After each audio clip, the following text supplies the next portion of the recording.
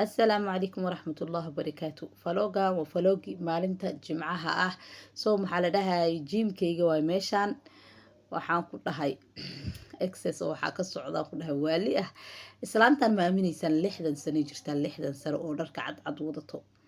60 jir waa 20 jirkeeda la leeyahay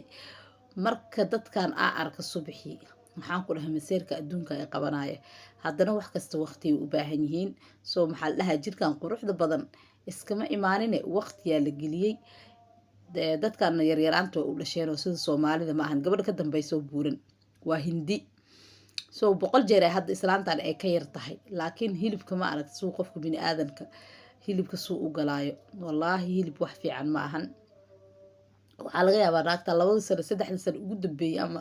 5 sano ugu dambeeyay inay saan jiim u dhex taagneed soo waqti wax kasta waqti u baahan yihiin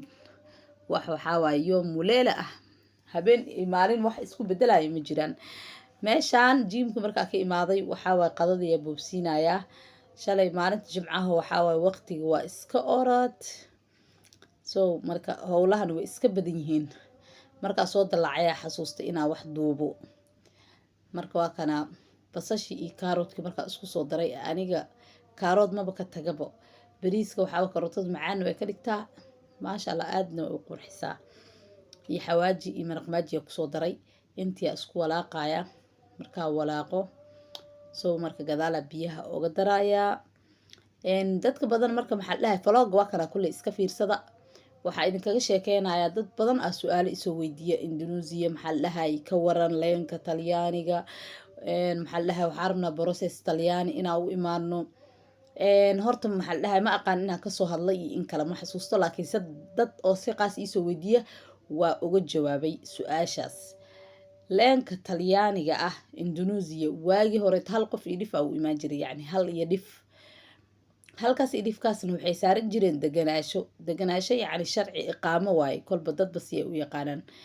iqaamo markay saartaan soo maxal lahayay processka ay xareystaan adi muddo qaadan jirtay 2 sano 1 sano iyo bar dad gabar waxa aqaana aniga 3 sano ku baxday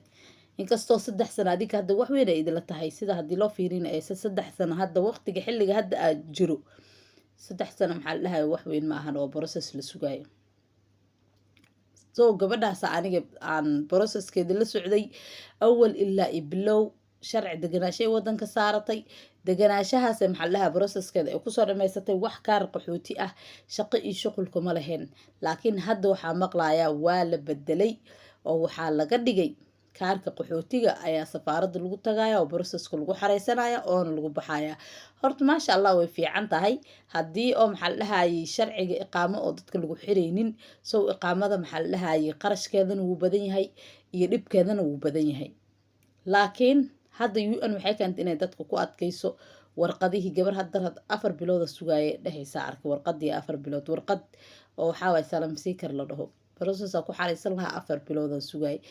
laakiin waxyaalaha kale cajiibka la yaabay oo dadka yani ee dhahayaan 2 bilood Talyaaniga lagu baxaa Indonesia ma arkin 2 bilood wax ku baxaayo wali ma arkin insha Allah biidinillah hadii aragtaan programka maxal dhahay noocan oo kale waa idinkaga soo sheekeynaya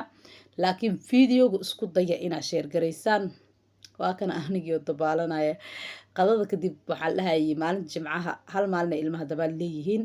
soo maxal dhahay dawaasha u soo wadnay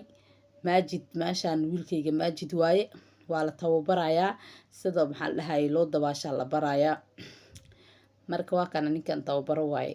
marka isku daya xitaa videoga hadda 10 qof share gareysa 20 qof share gareysa aan xitaa dhiirigelina dareemaya oo idinkaga soo sheekeynaya programyada meesha lagu baxo iyo waxa ka socona iyo waxa ka soconayn